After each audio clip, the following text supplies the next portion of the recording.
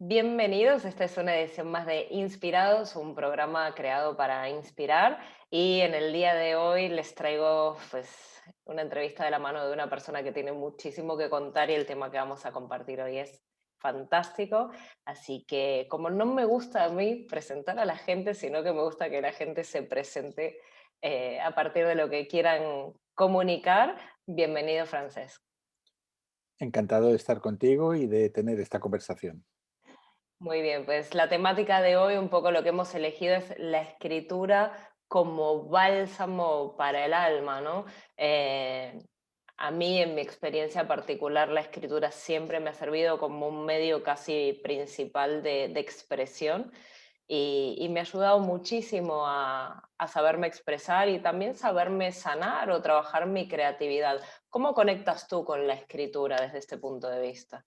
A ver, de todas las artes, yo diría que la escritura es la que más hemos practicado todos y más en estos tiempos, ¿no? O sea, hay gente que tiene una relación conflictiva con el dibujo, porque si tú no eres capaz de trasladar a un papel lo que ve tu mente, cosa que me pasa a mí, pues te va a salir todo deforme. La música también es cuestión de oído, pero te diría que la escritura es la que menos depende del talento, en comparación con la música de las artes, ¿no? En Ujú. comparación con lo que es la música y las artes plásticas.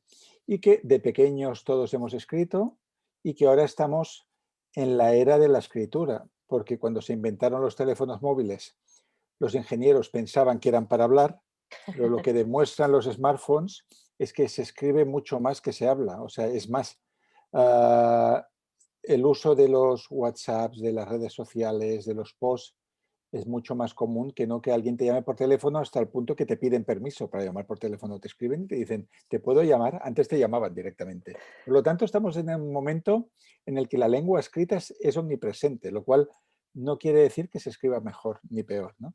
Entonces, la escritura, pues es esa herramienta que todos tenemos y que puede tener un uso instrumental solo para comunicar que Ujú. voy a llegar media hora más tarde, o que la puedes usar como una pala para cavar dentro de ti mismo, ¿no? Que eso es lo que decía Kafka, que decía que la escritura tiene que ser como un pico para excavar en el hielo que te separa de tu corazón y llegar a la aventura de conocerte a ti mismo. Entonces yo diría que las personas que optan por la escritura como terapia, como vía de autoconocimiento, son las más aventureras de todas, porque es más fácil irse de viaje a un lugar lejano que ir de viaje al centro de uno mismo.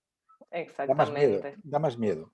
Exactamente, porque recién decías esto de picar el hielo para la aventura de conocerse y yo pensaba cuánto uno se encuentra con las personas que en realidad le temen y es como lo que más cerca tienes, lo que más a mano tienes y lo que más te conviene conocer, pues a veces es lo que más miedo nos da. Y creo que el medio de la escritura, independientemente de cuánto talento uno pueda aplicarle, aprender, tener o no, pues es una manera buena para empezar, porque también no a todo el mundo le sale el verbalizarlo, ¿no? El exteriorizarlo a través de la voz.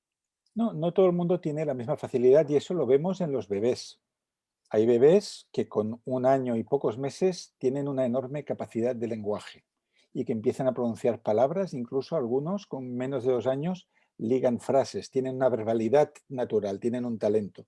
Y personas que no hablan hasta los 3 o 4 años y que, bueno, la escritura digamos que es patrimonio de todos, pero no todo el mundo tiene la misma facilidad. Y yo como profesor de escritura muchos años, enseguida ves quién tiene una conexión directa con este medio y que tiene una gracia natural. Eso es algo que, que traemos de fábrica. Lo que sí se puede es ayudar a afilar este pico o esta pala para atreverte a acabar dentro de ti mismo. Y en eso Silvia Della Coan, que es argentina como tú, de Buenos Aires, y que fue la pionera de los cursos de escritura creativa en castellano, fue la primera que hizo talleres. Ujú. Ella, el primer consejo que da a cualquier persona que vaya a escribir es que para escribir un libro no se puede ser cobarde, dice ella. O sea, si tú ya vas para escribir, pero vas con el miedo de esto no lo voy a decir, esto no quiero que lo sepan, uy, qué pensarán de mí, uy, qué dirán, qué imaginaré, no vas a poder empezar. Hay que ser realmente valiente para escribir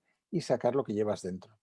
Tienes muchísima razón y después también ser un poco más permisivo con uno mismo desde el lugar de la creatividad, sobre todo, ¿no? Hablabas de escritura creativa.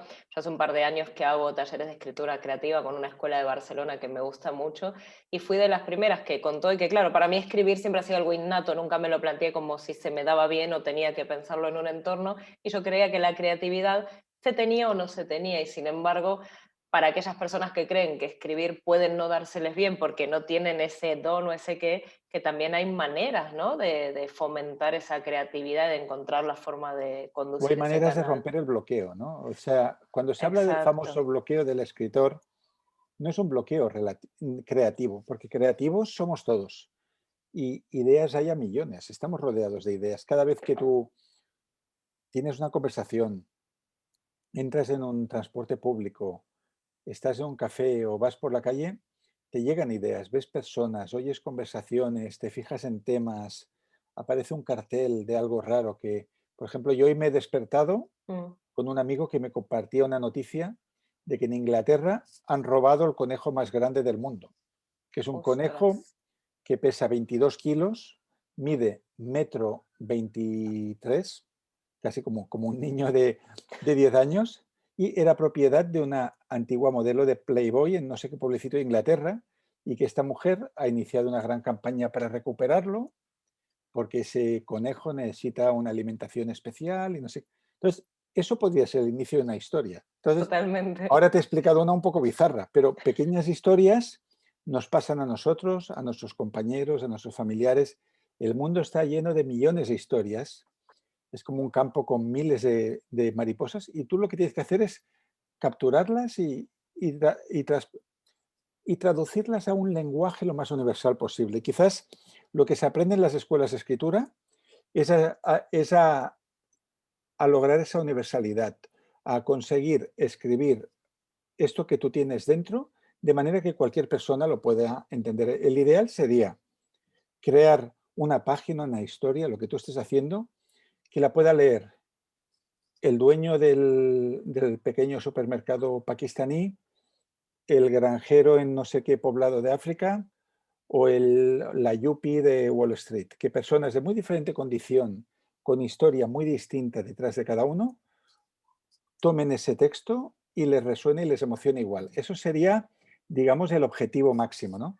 Y Ujú. podemos poner un ejemplo de ese tipo de narración, El Principito. El Principito está escrito por un aviador de la Segunda Guerra Mundial, un hombre que tenía una experiencia determinada de viajar, pero es una historia que entiende absolutamente todo el mundo. Entonces, para mí eso sería el grado máximo de maestría, cuando logras comunicar con todos. Pero también se puede escribir para un público determinado, ¿no? Para psicólogos, para coaches, para gente de tu entorno cultural o para uno mismo. De hecho, las personas que están obsesionadas en gustar se suelen bloquear. Tú lo que tienes que hacer es gustarte a ti mismo y disfrutar con aquello que escribes. Y yo siempre me gusta citar a Toni Morrison, a esta escritora norteamericana, porque ella decía que el único motivo real para escribir un libro es que tú desearías haber leído ese libro, pero ese libro no existe. Entonces, si hay un libro que tú querrías leer, pero nadie lo ha hecho, tendrás que hacerlo, es tu obligación. Que quizás es lo que te pasó a ti hace un año y medio, cuando diste luz a tu primera obra, ¿no? Mira, se me juntan muchas cosas con las que me identifico respecto a lo que dices y una de las primeras fue un miedo enorme. O sea, y esto lo ¿Al qué explico dirán? ¿Qué siempre, pensarán de mí? todo, yo decía, el ejército de fantasmas que tenía dormidos adentro ese día dijeron, hola, ¿qué tal? Venimos a joderte el sueño. Y escribí el libro, lo escribí en un par o tres de madrugadas, porque, bueno, la nocturnidad a mí me da más alevosía para escribir. Y recuerdo pues haber escrito en algunos momentos incluso llorando porque salían cosas de mí que sí, que aunque uno se trabaje, aunque uno evolucione, madure, por decirlo de alguna manera, el que dirán a veces tiene un factor de importancia y sobre todo la obsesión a veces de hacerlo bien en lugar de sentirse bien, ¿no? Y hoy por hoy estoy absolutamente enamorada de mi libro y de lo que ese libro significa para mí, porque es muchísimo más que el haber compartido esto que me gustaría haber leído a mí, sino el decir, este es mi sueño. toma, te lo presto un ratito a ver qué pasa con él en tu vida, Y este ¿no? libro eres tú Sí, al mismo tiempo, ¿no? Si a ti te pasara cualquier cosa, Dios quiera que sea de aquí 100 años, este libro te sobrevive, es tu legado. exactamente. Y es otro de los motivos por los que lo he hecho. Y te digo, desde pequeñita me conecté. Mi primer libro lo escribí a los 7 años. ¿Qué libro era? Era un libro de cuentos infantiles que tristemente lo perdí, porque era un cuaderno del cole que pues reciclé a mi manera. Yo tuve la suerte en Argentina de haber conocido a Ernesto Sábato a través, Un autor que me encanta, por cierto. y cómo no, y De a hecho, través, cuando yo tenía 20 y pocos años, mi novela favorita era El informe sobre ciegos, que está dentro de una más grande, que es sobre héroes y tumbas, pero dentro hay una novelita, que es El informe sobre ciegos, que quizás es la que más me ha gustado de todas las novelas, así con un poco de suspense que he leído. eh, qué fantástico, pues sí, yo al principio empecé a escribir a los 6 años poesía, mi cuadernito de poesía llegó a manos de él y acabé siendo invitada de honor a la presentación de un libro de él que por un accidente concreto que hubo en ese momento no se pudo concretar a más, pero guardo pues esa motivación de haber sido reconocida por él en una etapa de mi vida. Y durante muchísimos años solamente sabía expresarme escribiendo, es decir, evidentemente hablaba, pero la única forma en la que yo encontraba de darle manera a mis sentimientos era escribiendo. Quizás era incapaz de demostrar un cariño que a través de una carta decía muchísimo más porque era pues la forma de demostrar lo que llevaba dentro y creo que a día de hoy es lo que he conseguido evolucionar, ¿no? El saber ponerle palabras a los sentimientos de alguna manera y ese, por ejemplo, es mi bálsamo para el alma, ¿no? Ujú. Pues Sí. es una bonita historia y has tenido un muy buen mentor para empezar a escribir. Una inspiración de las grandes, de las grandes, de las grandes, que sin lugar a dudas, pues me compraría una máquina de tiempo para volver a vivir. Me gustaría saber en qué momento para ti la escritura se vuelve este bálsamo o esta conexión Yo diría contigo. que la escritura me salvó la vida. O sea, que yo tengo mucha facilidad para componer canciones, lo cual no quita que sea mal músico, que soy un mal músico porque no practico. Yo toco el piano, pero sé lo mismo ahora que cuando tenía 19 años. No he Ok. progresado por falta de práctica, pero me resulta extremadamente fácil componer.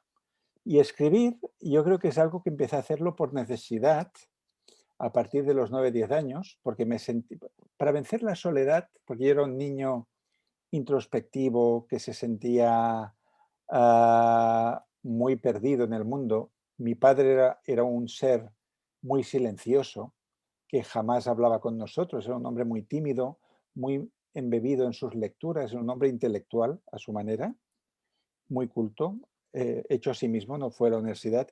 Y mi madre era una persona trabajadora que estaba 15 horas al día cosiendo, con lo cual yo estaba en mi habitación muchas horas solo, cuestionándome muchas cosas.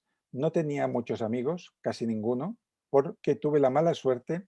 Esto lo explico en una autobiografía que he escrito durante el confinamiento y que Ujú. saldrá de aquí unos días. Ah, muy bien. Tuve la mala suerte de que en Sant Gervasi, que es un barrio de clase alta en Barcelona, donde prácticamente no había casi ningún edificio de alquiler protegido, de estos de alquiler renta. Mis padres justamente fueron a vivir allí, ¿no? Entonces, yo estaba en un piso que tenía el precio limitado como si estuviera en un barrio popular, pero rodeado de chicos y chicas que vestían de marca, iban a esquiar. Yo no había visto una pista de esquí en mi vida. Entonces, claro, cuando yo me relacionaba con estas personas, primero que no me aceptaban y luego yo tampoco entendía de qué hablaban estas personas. Con lo cual, tuve una infancia y preadolescencia muy solitaria y aquí es donde yo empecé a escribir. Y quisiera comentarte algo que he descubierto los últimos meses sobre el por qué creamos, por qué escribir. ¿Tú te has planteado alguna vez el porqué del niño artista? ¿Por qué un niño empieza a dibujar de manera seria o empieza a escribir mucho o a cantar o a crear cosas? Ujú. Pues mientras escribía mi autobiografía, como hay un tema que está muy presente en todos los capítulos, que es de dónde nacen las ideas, la creación, el impulso artístico, estuve leyendo a Boris Cyrulnik. Boris Cyrulnik es un neurólogo francés que Ujú, conocí, que es el que ha popularizado la palabra resiliencia. Entonces, o sea, la capacidad que tenemos los seres humanos de sobreponernos a grandes dificultades y adversidades. ujú. Hizo muy famoso por un libro que se llama Los patitos feos. Y lo que dicen los patitos feos, igual que el cuento, es una infancia desgraciada, un pasado mm, que no fue el ideal, no significa que no pueda ser feliz a partir de ahora, ¿no? O sea que el pasado no compromete el futuro. Eso es lo que dice. Y releyendo este libro, porque quería citar una parte donde él hablaba del niño artista, me encontré con una idea que creo que es muy potente. Boris Cyrulnik trabajó en muchos orfanatos, Ajá. sobre todo cuando cayó el comunismo en Rumanía, visitó orfanatos de la era de Ceausescu, donde los bebés, los niños, los tenían alimentados y correctamente tratados, pero no tenían amor esos niños. O Ujú, sea, ni los tocaban, ni los besaban, ni los abrazaban, los habían tenido allí como animalitos, ¿no? claro. Entonces, él observó que allí en estos entornos había muchos niños artistas. Y él dice que el niño artista, del mismo modo que a los niños que no tienen madre, él observó que sustituían a la madre por el peluche y le hablaban al peluche como si fuera su madre, es un acto de sustitución. Él dice, toda creación en personas muy jóvenes es el ejercicio de tapar un hueco. Si tú tienes un hueco dentro de ti, eso tendrá que ser cubierto de alguna manera, ¿no? El Ujú, niño pequeño lo hace con el peluche, el niño un poco más mayor o el adulto incluso lo hace creando una historia, creando un discurso, creando algo bello, ¿no? Entonces, a partir de este punto de vista, en una vida perfecta no habría necesidad de crear de entrada, ¿no? Porque ¿para qué escribir historias de amor si es mejor vivirlas? ¿Qué es mejor? ¿Estar besándote con alguien o escribir que alguien besa a un tercero? Pues entonces, eso me resultó revelador porque me di cuenta de que en mi infancia, mi adolescencia, yo escribía mucho porque la realidad era insuficiente para mí. Entonces, lo que no sucedía en mi vida sucedía en los papeles y lograba comprender de este modo también mis deseos, mis prioridades, mis miedos. Entonces, creo, me he extendido un poco demasiado en esto, No, no, pero estoy creo que la fascinada escritura escuchándote. es un buen espejo para saber dónde están tus huecos y cómo quieres compensar la realidad.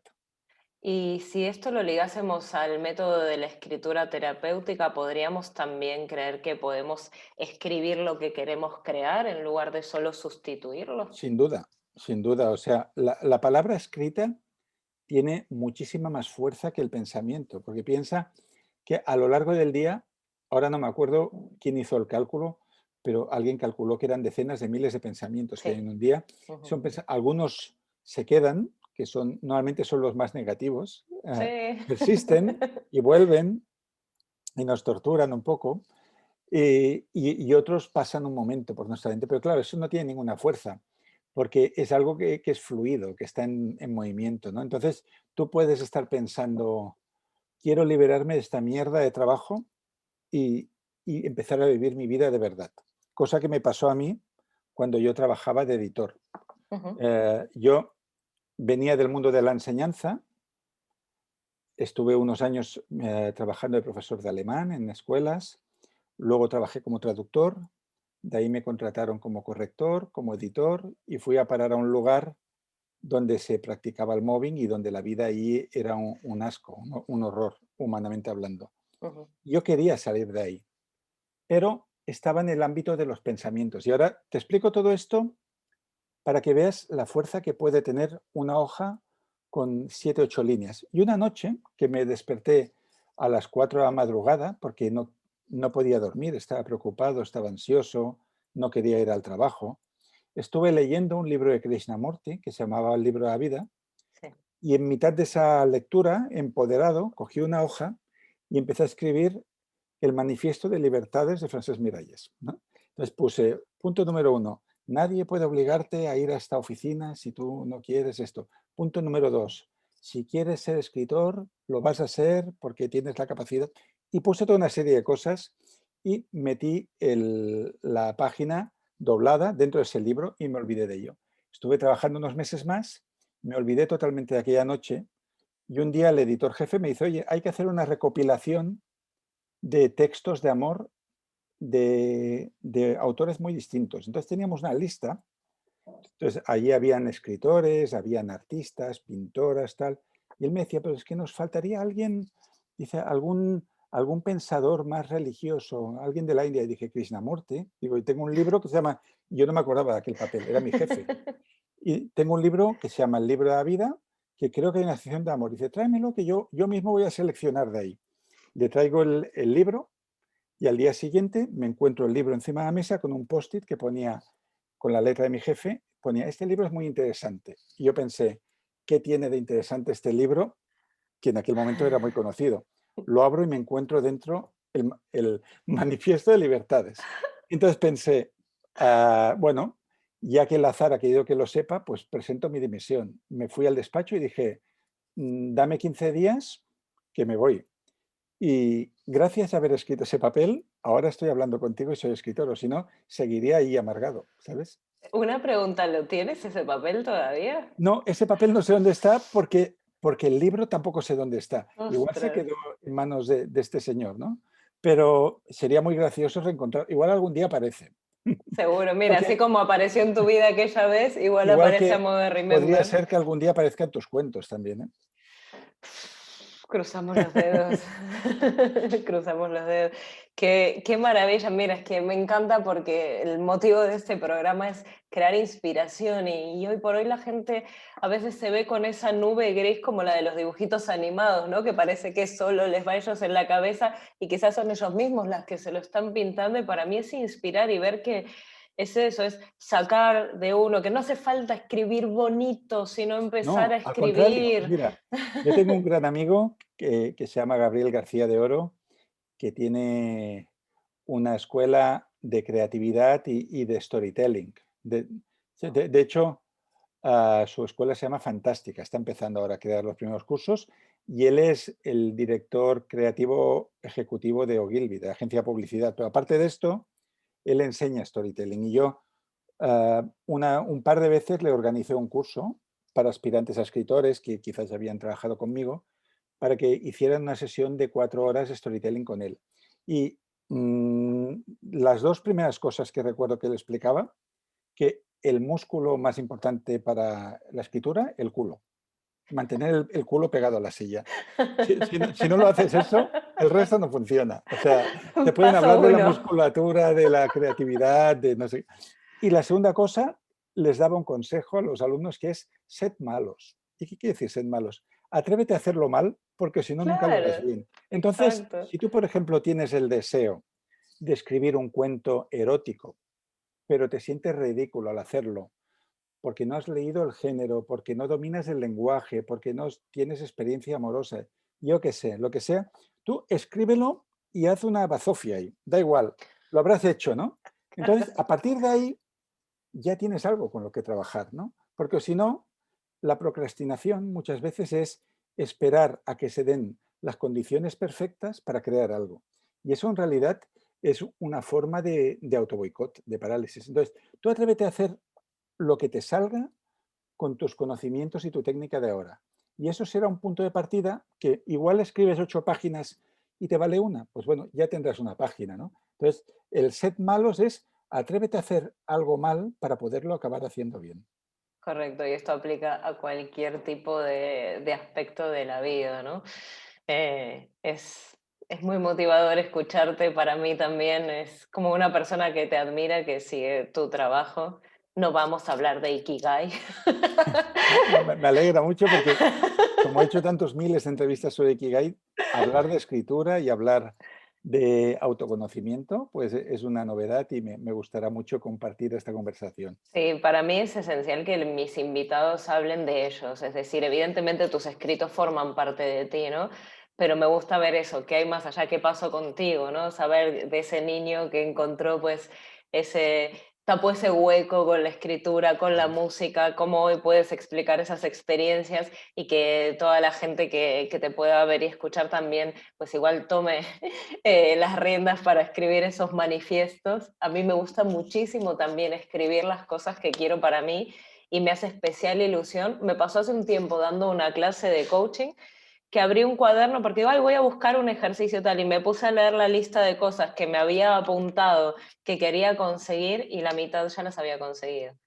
Fíjate, sí tenía fuerza Y, esa lista. sí, y me pareció tan Y emocionante. seguro que cuando lo escribías pensabas que no se iba a cumplir ninguna. Pero el hecho de que estaba en el papel, ya cuando está en el papel ya está fuera de ti, ya está un poco más cerca del mundo, ¿no? Exacto, exacto. Y que realmente, bueno, es que para mí la escritura es fundamental, es algo que me apasiona hacer, me apasiona compartir, no me cuesta tampoco, que fue algo que en la vida me costó muchísimo asumir. O sea, a mí me daba vergüenza mostrar lo que escribía, me daba vergüenza que me dijeran que lo hacía bien, era algo como que lo ocultaba mucho también, y a día de hoy entendí que es algo que también puedo compartir con el mundo porque forma parte de mi propósito. Es decir, yo quiero compartir, inspirar, ayudar, motivar al que quiera recibirlo, no obligo al que no, ¿no? También están los que pues se podrán quedar con las ideas dentro de la cabeza, si así lo han decidido, porque no se quejen. Ujú. Entonces, es fantástico poder escucharte y poder todavía con tu testimonio y con la naturalidad y la franqueza que hablas, entender esto, ¿no? La vida del andar por casa, pero cumpliendo esos sueños, que no hace falta elevarnos al más máximo de los cielos, sino sentar el culo y mover el culo a la Sí, vez para y que que a veces suceda.